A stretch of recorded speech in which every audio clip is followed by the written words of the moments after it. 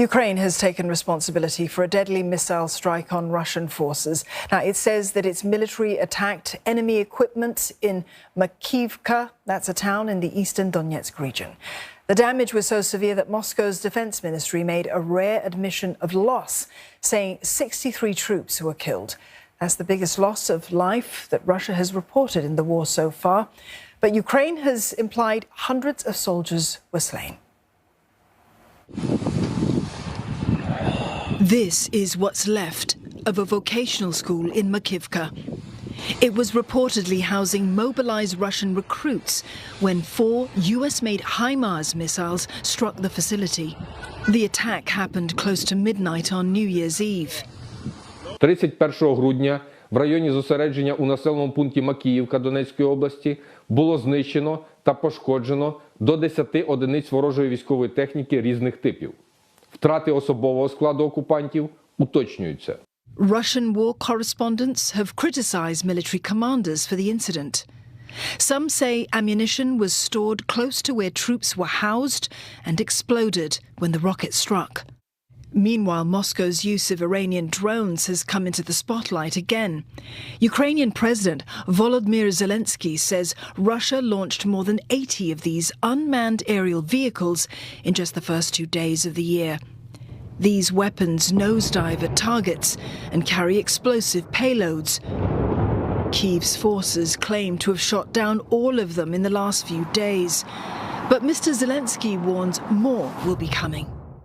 Ми маємо інформацію, що Росія планує тривалу атаку шахедами. Її ставка може бути на виснаження наших людей, нашої ППО, нашої енергетики. Але ми маємо зробити і зробимо все, щоб ця мета терористів зазнала провалу, як всі інші.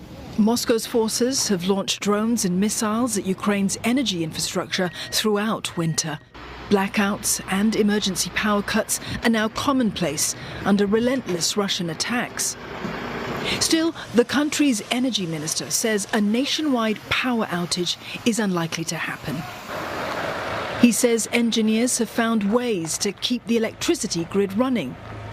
But the weeks ahead will be cold for residents, as heating will be periodically unavailable. Well, according to risk intelligence firm Rain's annual forecast, peace in Ukraine will likely remain elusive in the year ahead. For more, Adriano Bassoni, Director of Analysis at Rain, joins us live from Buenos Aires. Ms. Bassoni, let's start with Ukraine. In your report, you have said neither side, that's Ukraine and Russia, is likely to make enough territorial gains on the battlefield to force either side to have a peace deal, let alone a ceasefire. Could anything happen to make you change your mind on that?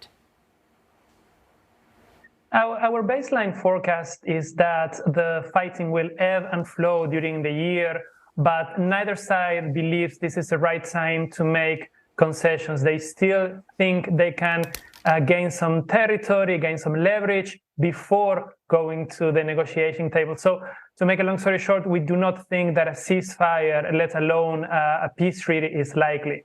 Regarding the things that could disrupt our baseline scenario, there are a few events that we call low probability, high risk events, such as the use of nuclear weapons in the Ukrainian territory by Russia, or the expansion of the war to NATO member states like Poland or Romania. These are the kind of things that would escalate the conflict and increase the likelihood of NATO intervening directly. But I insist, these are possible but not probable developments in 2023. Mr. Bassoni, whether or not either side goes to the negotiating table depends not just on what happens on the battlefield, given how much Ukraine is dependent on weapons and funds from the EU as well as Washington. Could anything else happen on, say, for example, the economic front, the natural gas front, that would make these other parties put pressure on Ukraine to make the necessary concessions to Moscow so that some kind of ceasefire can be reached? Yes, that's certainly something that could happen. And our forecast is that the West and the European Union in particular will continue to provide political, economic, military support for Ukraine. but we also think that another year of economic troubles in Europe, another year of high inflation, of high energy prices will result in the West and Europe in particular increasing diplomatic pressure on the Ukrainian government to reach some kind of settlement with the Russians. We do think that for the most part, this pressure will be diplomatic. I insist economic support, military support, political support will continue. But if it's a particularly bad year, if the recessions in Europe are particularly deep in 2023, we will see two things happening. Number one, governments in Europe will start to pressure the government in Kyiv to make concessions to the Russians. And we will also see an increase in anti-war sentiments across Europe, demonstrations or fringe political parties demanding a ceasefire.